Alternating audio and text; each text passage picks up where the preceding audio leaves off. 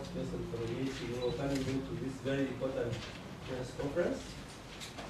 You, the media, you are very, very important for us in disseminating important information that's the border on an important issue of education.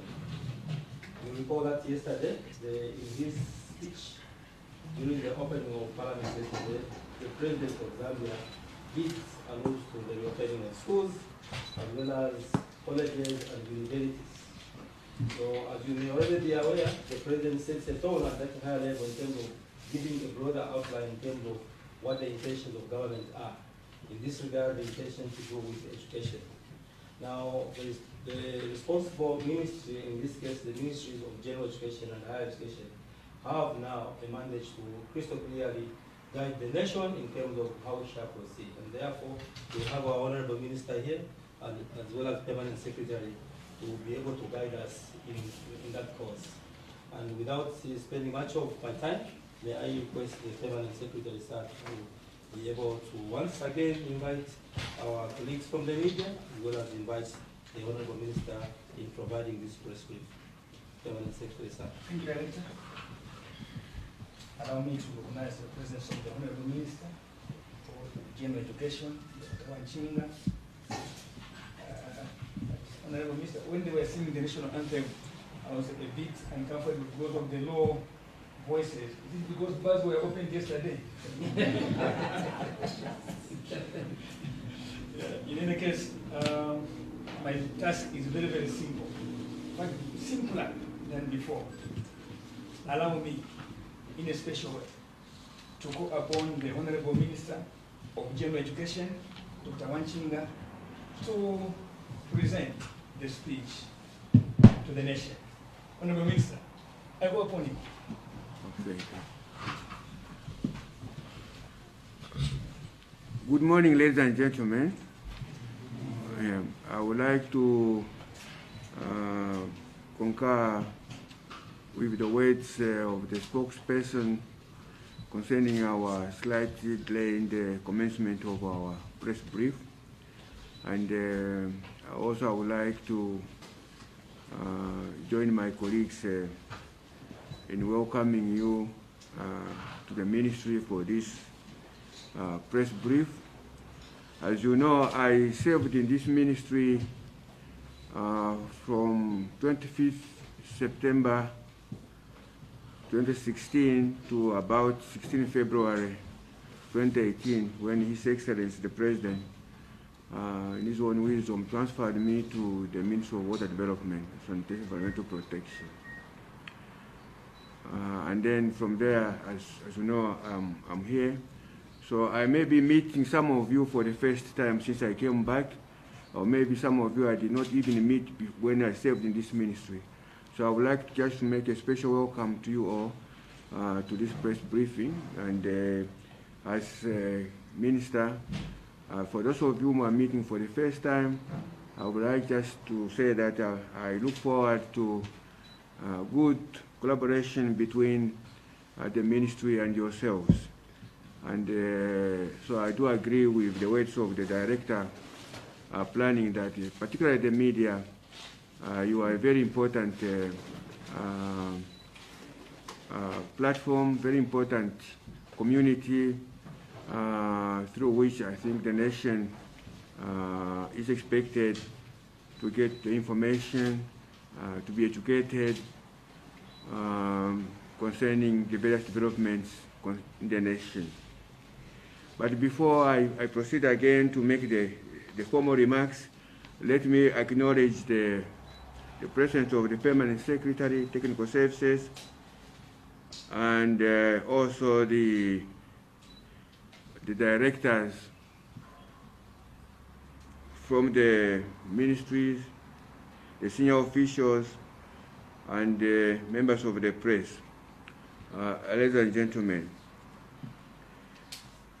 may I take this opportunity to welcome you all to this very important press briefing on the reopening of our learning institutions in Zambia.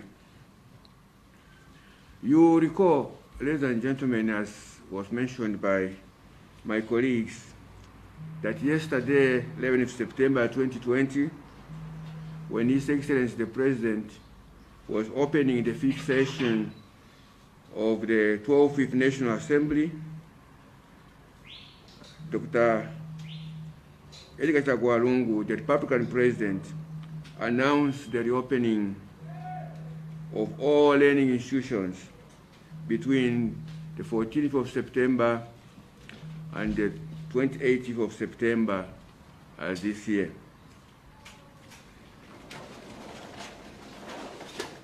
As Minister of General Education and also as Acting Minister for Higher Education,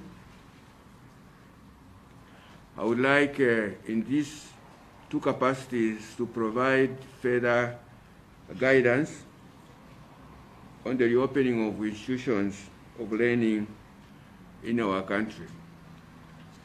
The sequencing of these events, the opening of schools, colleges, and institutions of higher learning will be as follows. As you are aware, the Minister of General Education superintends over early childhood education, primary education, secondary education, and teacher training colleges, teacher education. And again, as you are aware, the Ministry of Higher Education superintends over universities and colleges under the TVET system. So the sequencing of the opening of these institutions is scheduled as follows.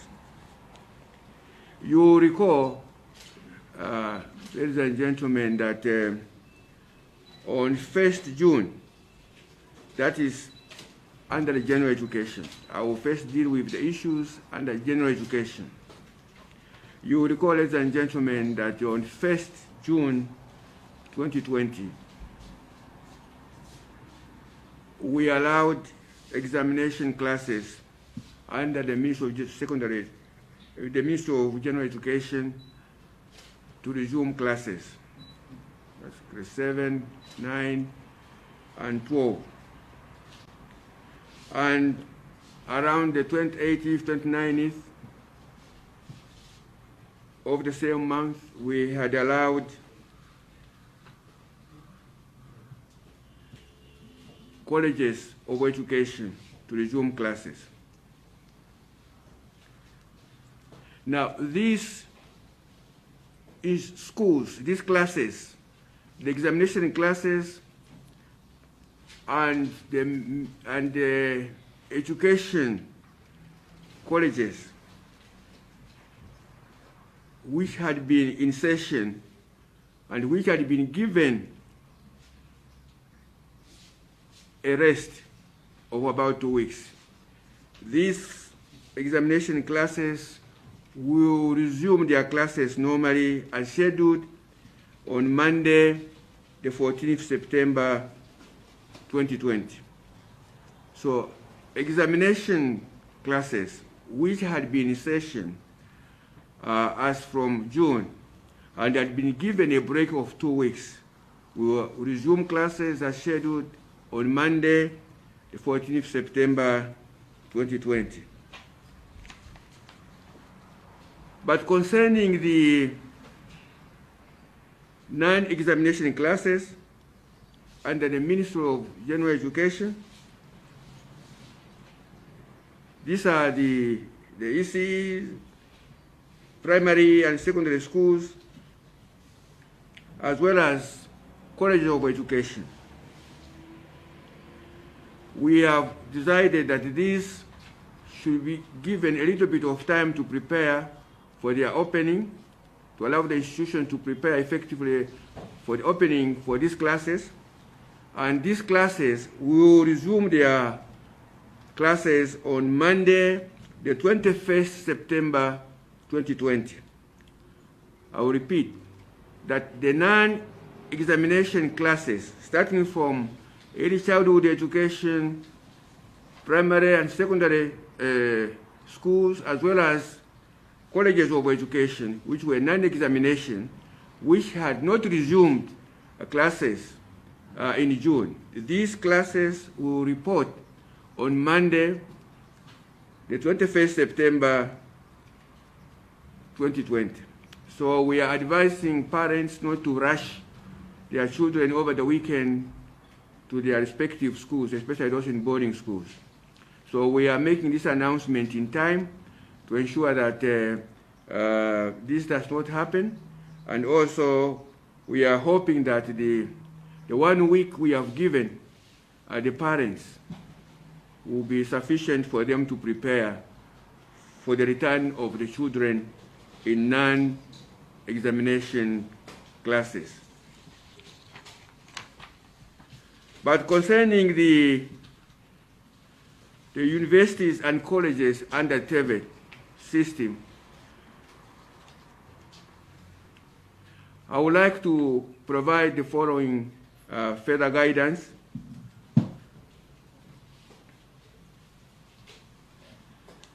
As you know, these institutions also were allowed to reopen between the 14th and the 28th. But for the universities in this country and all colleges under the TVET systems, these institutions will reopen on Monday, the 28th September 2020. Universities in the country will reopen on Monday, the 28th September 2020. This is necessary to allow all learning higher institutions to prepare themselves for the reopening. So this is the way this has been scheduled.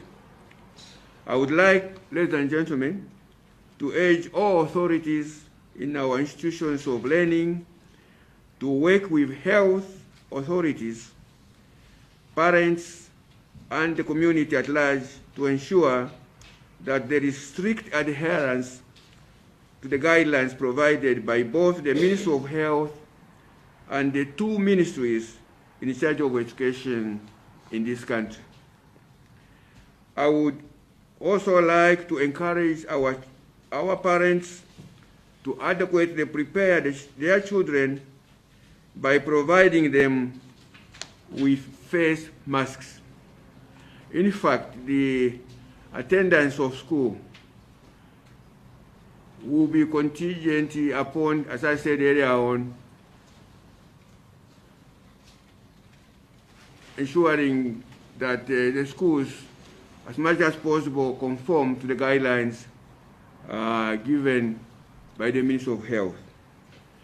There should be no excuse for failing to provide a face mask to a child going to school, because a face mask can be made domestically within the home of the child. A face mask can be made by a local tailor, and I'm sure they will not charge a lot of money. A local tailor can make a face mask if the parents within the home cannot make a face mask. And also in some schools, we have economics departments. These should be able to make face masks. But also government will continue to strive to provide some of the resources required to assist the schools. But this is an area where the Ministry of General Education and the parents really have to play their part. But concerning face masks, I think simple as making a face mask is, we should see no problem every child going to school with a face mask. Ladies and gentlemen, I would also like to deal with the issue of parents that they are required to pay the fees where these are required. And as you know, we require that various categories of fees are paid in every school depending upon the school. Some are boarding schools, some are day schools, and there are some fees that are required from parents. What we are acknowledging is the fact that it may not be possible for every parent to provide the required fees at the school where their children may be going.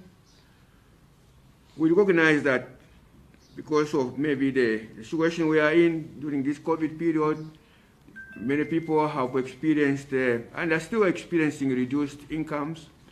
And also there are other circumstances that may be making it difficult for our parents to pay school fees in full. But what we are advising our parents is that it's necessary for the parents and the institutions to work out payment plans where parents cannot pay in full. That is necessary for schools and parents to work out payment plans, and that both parents and the schools accept these payment plans. We also recognize that there are situations, particularly in rural areas, where parents may be constrained in putting upfront the required fees in monetary form. Again, like in the past, we would like to encourage institutions to look for innovative ways of having parents paying for the school fees for their children. This can be maybe in the form of even maize, which can be sold, maybe a bag of groundnuts, equivalent to the value of the school fees, or as enshrined in the payment plan. So I think these alternative ways of paying should be encouraged, and I would like school authorities countrywide to ensure that they encourage parents who face challenges of paying cash for alternative ways, provide alternative ways of paying school fees for their children. I would like to direct all the learning institutions to effectively and efficiently make adequate arrangements to cover the material that was lost during the closure without compromising quality. This is an important issue. I'm calling upon the schools to ensure that as much material as possible is covered which has been lost. We are aware of the challenges schools will face on this issue of trying to catch up on all the material that has been lost during the time when the schools were closed. But what we shall do is that the Ministry of General Education will provide further guidance on this matter so that the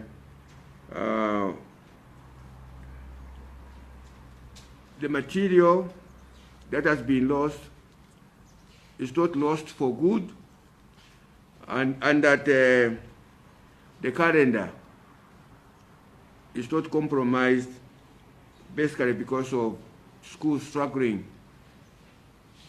to catch up on what they have lost. So this is an area where the ministry will come in to provide further guidance.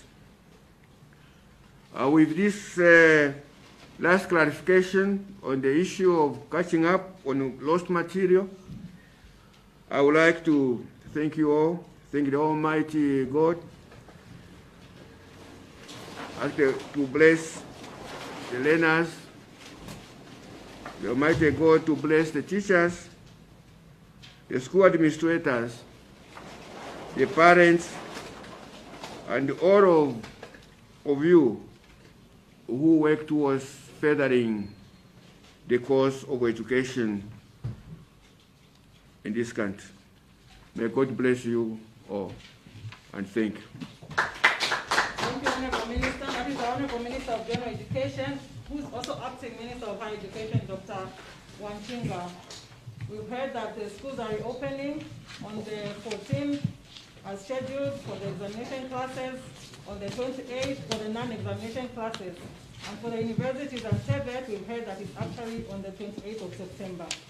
Honorable Minister, we wish to request for permission from you if you could allow a few questions from our colleagues, just in case they need some clarification. Yes, maybe one or two. Okay, we'll allow a few Two, questions, one or two questions, Two questions, yes. to ask the Honorable Minister. Is there anybody with a question? There's the first hand up there, yes? Honorable Mr. Good afternoon. Good afternoon. My name is Good sorry, afternoon. morning. Oh, good My morning. name is Oliver Tsele from the Mass. This morning I speak as a parent, not as a journalist. Yes, sir. In January, before the closure, before the COVID-19 hit, we paid school fees and the necessary requisites for our learning for our children. They only lent for a month, and COVID hit, and we are getting back.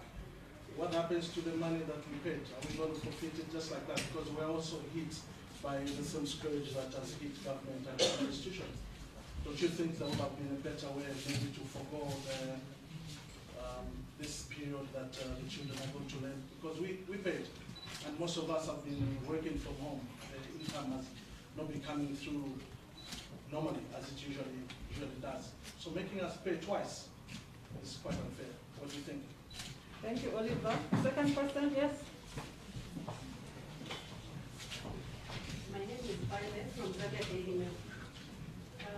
My question is on the number of children that government schools, especially primary and secondary, take. Usually there's overcrowding. How is the ministry going to ensure that these schools adhere to the Ministry of Health guidelines in terms of social distance and ensuring that the correct number of learners and students are taken in a class? Thank you. Thank you, Violet. If you take a third question? Okay, thank you. Good morning, Honorable Minister. I'm Comrade Derek Sinjera. I would like to ask one question. And two, is a free education feasible in Zambia?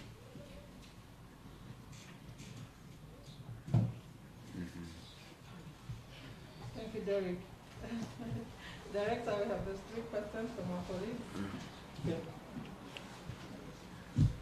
Yeah, the first one is the double payment raised by our colleague there.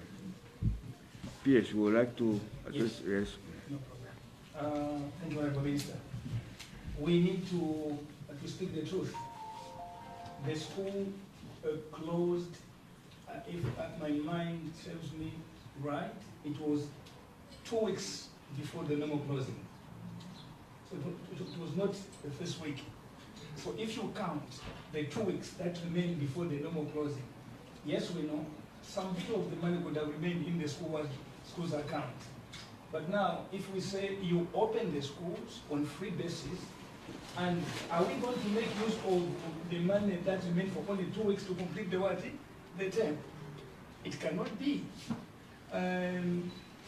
There are some things that were taking place within the framework of the school. Even if the school closed, the teachers were adequately preparing for a time like this one now, where some of the money could have gone, paying for electricity bills, water bills, paying for towards watchmen, sweepers in the school. So some of that money went towards those activities. And that's what the minister is saying, we can allow parents to pay in installments.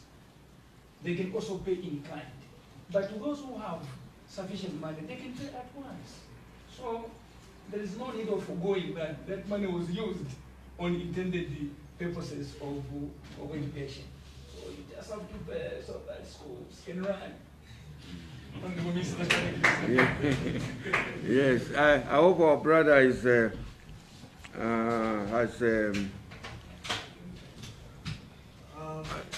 I would have loved it to be a directive rather than a plea to the schools that parents are allowed to pay in installments and in kind.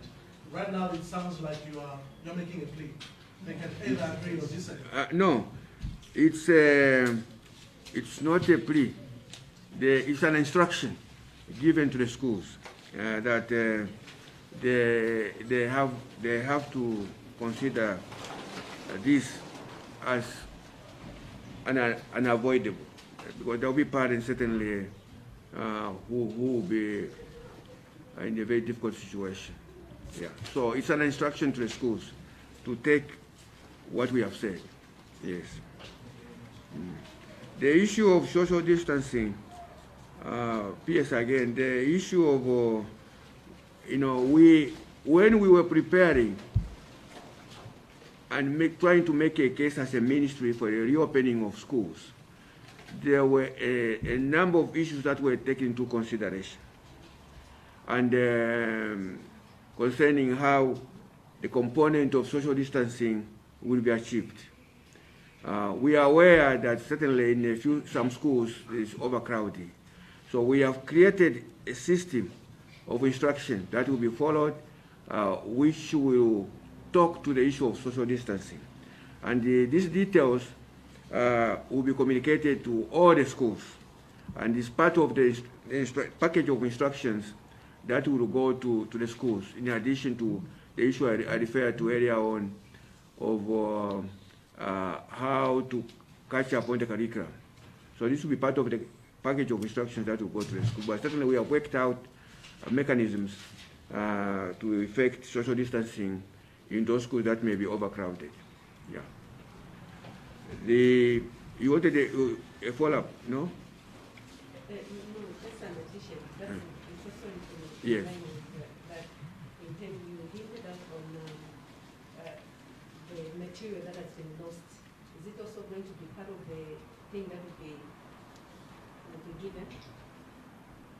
You said yes. Out. Yes. Part of the material that has been lost out. Is it part of what you'll be giving out to schools to follow in terms of recovery for the children? Yes, no, that's right. Yeah. You know, when our children go to school, there was, in the curriculum, there were a package of issues to be addressed. Yes. So the guidance that we will give out, in addition to the guidance concerning this social distancing, we'll be able to say these components can be covered during this period, these components can be a carryover in the next year for the same. They can carry the same material, infuse it into the curricula in the following year. Yeah. Just in addition, you can allow me just to add what the minister has guided. Yes. Part of the contents that we shall be sending soon under the guidance of the minister is to make it simple. We have 5 days in a week, isn't it? Monday, Tuesday, Wednesday, Thursday, and what? And Friday. So in situations where there is a challenge of space because of overcrowding, children will be reporting every alternate day. What do I mean? Some may report on Monday, Tuesday, and Wednesday, first group. Then the other group will report on Tuesday and what? Thursday and what? And Friday in the first week. Now, in the other week, we will change. Those who reported on Tuesday and Monday, they will come and report now on Thursday and Friday to complete the whole cycle. In this way, no child will be left behind. The timetable will be covered, the syllabus will be covered, the contract period will also be the same. That is in a situation where there could be, a challenge in terms of space. The other option, we are going to split the class. One class can come during this time, the other group comes the other time. By the end of the week, you find that all the children will be exposed to the normal timetable. So in this way, no child is going to lose on anything, and the quality of education won't be compromised. But there are other schools, again, in the country, Honorable, especially in the rural areas, where there are only 30 pupils in a class. So this can't apply. So it won't be everywhere. it will depend on the situation on the ground. But to assure you, the quality won't be compromised. It will be maintained. Is free education possible? This is a socio-economic issue.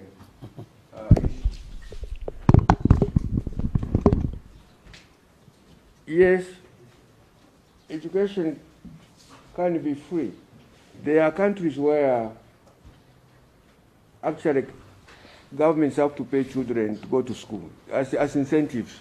They have to give them this, to encourage them to go to school, apart from just making the education totally free. Is education can education be free in Zambia? That's the question we have to debate.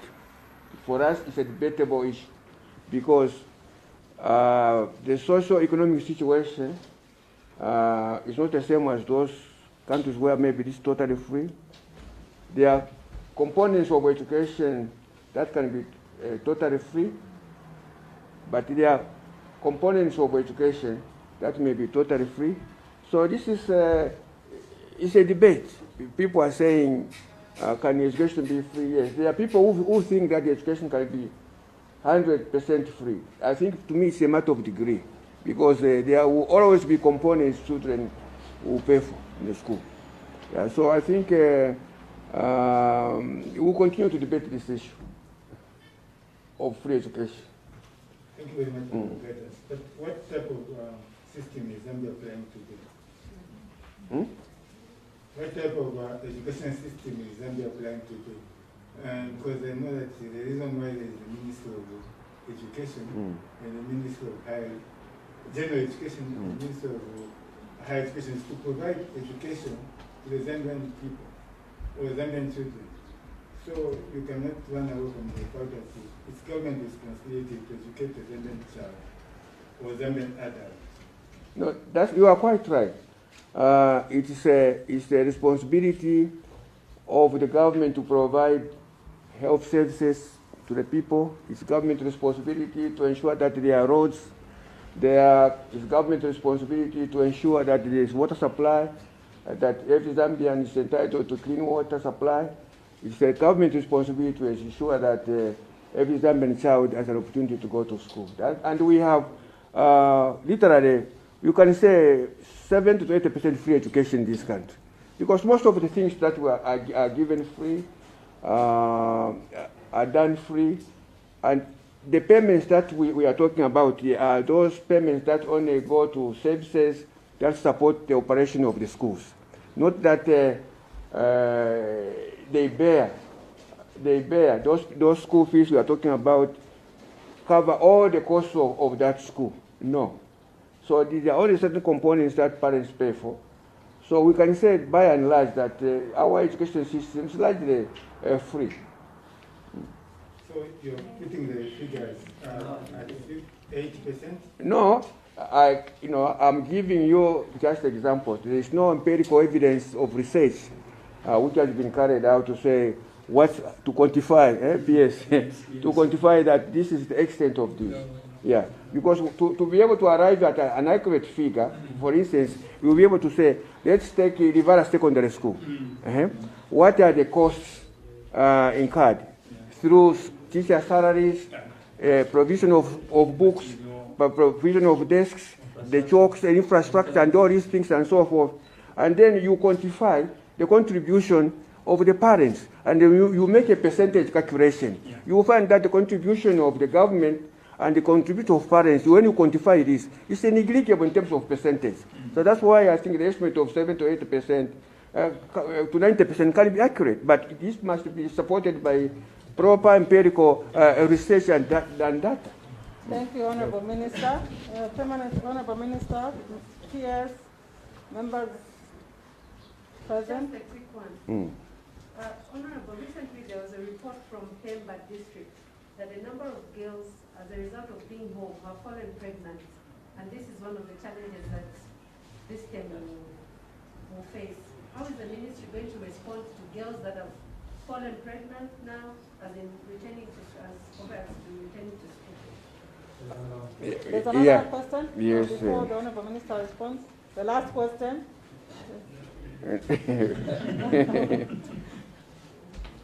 Yes, sir. Yes, sir. Minister, what kind of mechanism have you put in place to enforce it, to be responsible, to be so that they have the guidelines that are being implemented? Which one? Which kind of mechanism have you put in place For others open, to help these public health guidelines being enforced? The health guidelines, what are we putting in place to ensure that they're being adhered to in the schools? Regardless, the council, what about the schools? What's going to be moving around to see if okay. anything is not? Yeah, that's also another good point.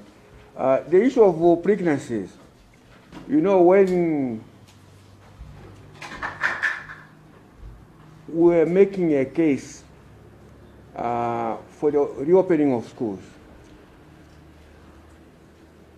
one of the things we kept on hearing is that by keeping our children at school, some of them have gotten married, some of them are pregnant.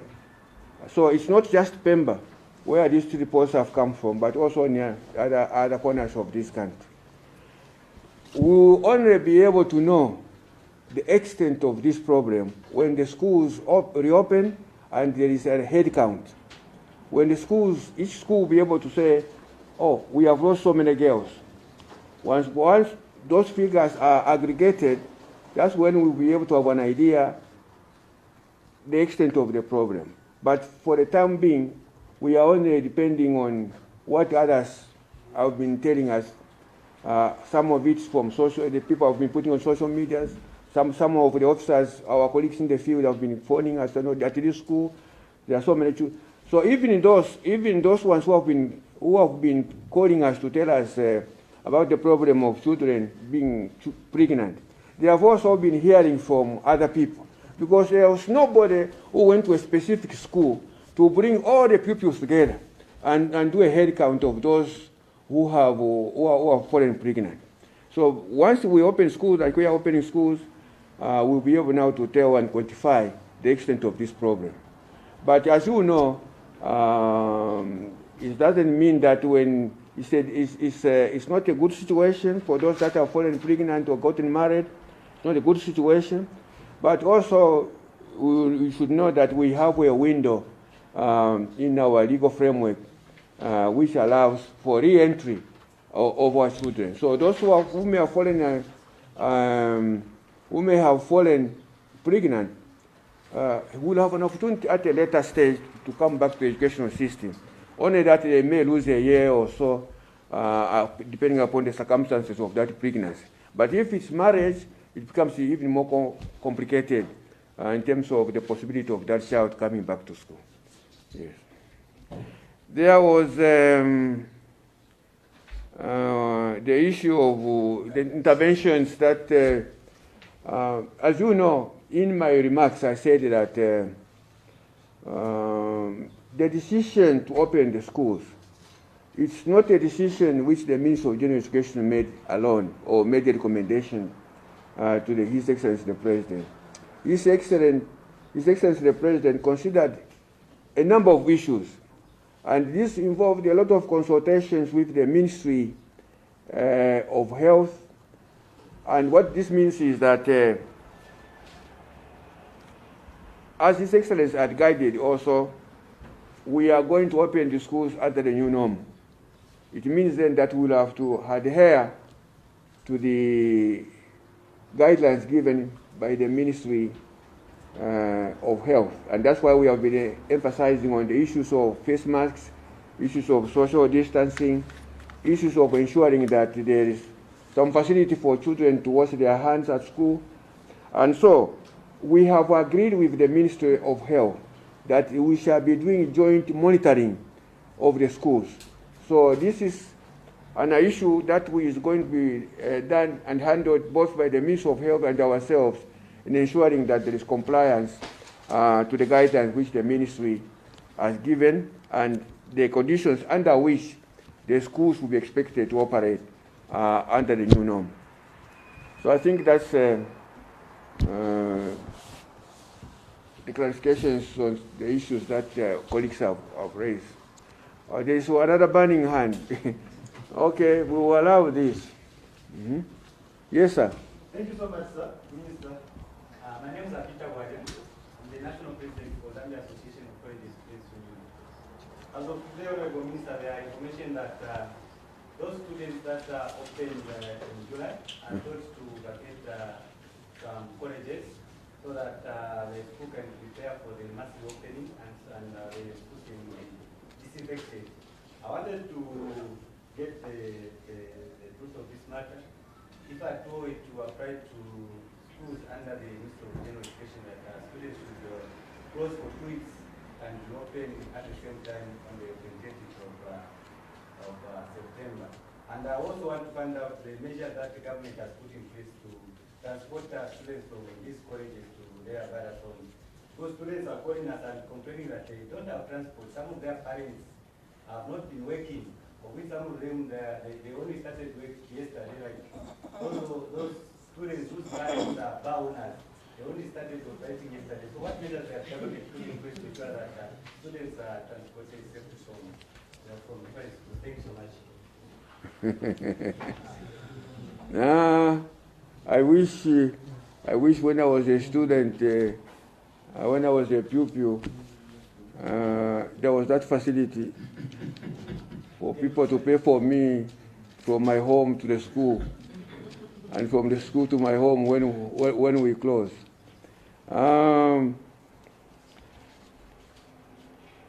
Getting to school, I think it's a responsibility of parents. It's a responsibility of parents. So we can only encourage home remedies for parents to ensure that their children get to school. Do you know the population of the children? Please tell them the population of our children here in schools.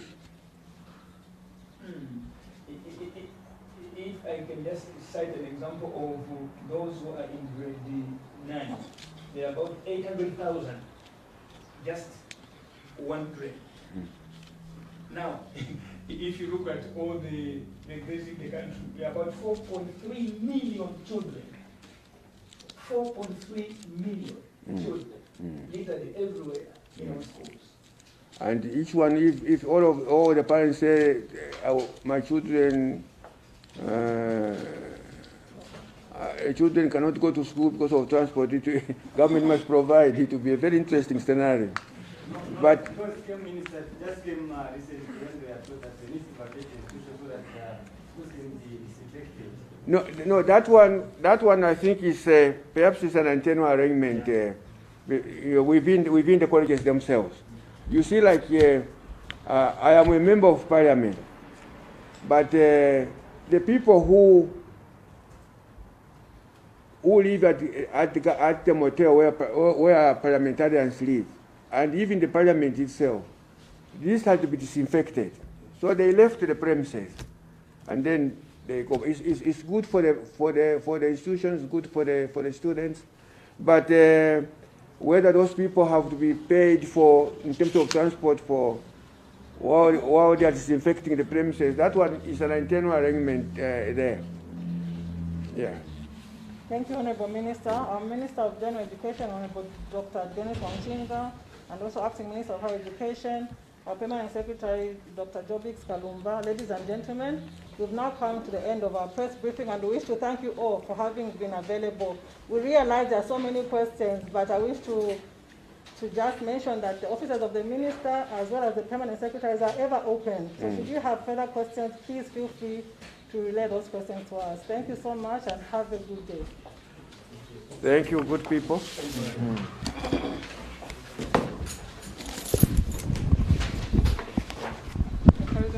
Yeah.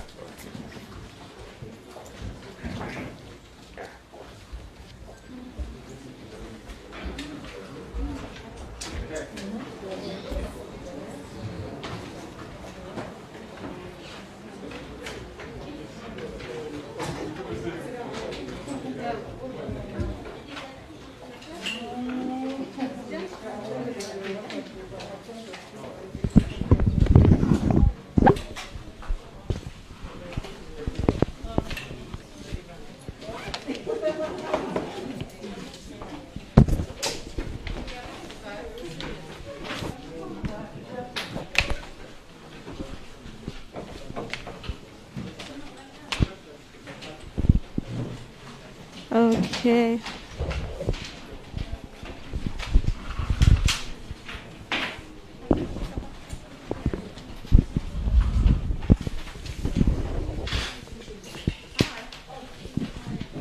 So that has been the Minister of General Education, Dr. Dennis Wanchinga, who was given a brief on how schools will carry out their opening. So he has stated non-examination classes have been given time to prepare for their reopening on the 25th of September 2020. This includes the early childhood education.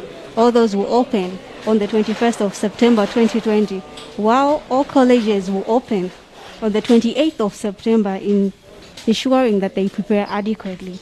Now, he has stated that this is to ensure that all schools prepare adequately, but he has also given a directive that all schools should come up with a payment arrangement for parents who are not able to pay adequately and in full for their children's school fees. He has also indicated that all those that are in examination classes will continue with their classes as it has always been, but for all those who did not open, for those who open on the 21st of September 2020 to ensure adequate preparation.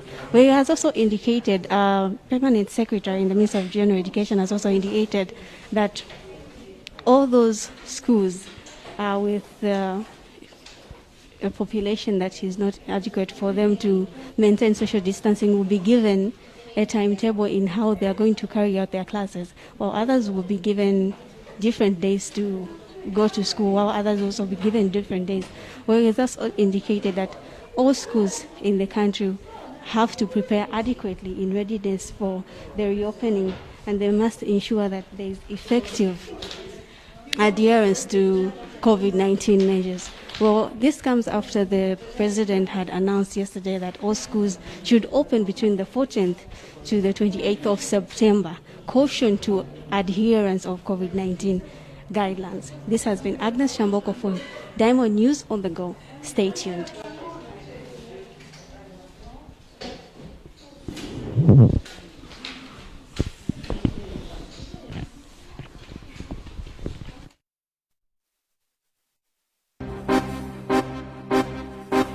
This was News on the Go, only on Diamond TV, television reinvented.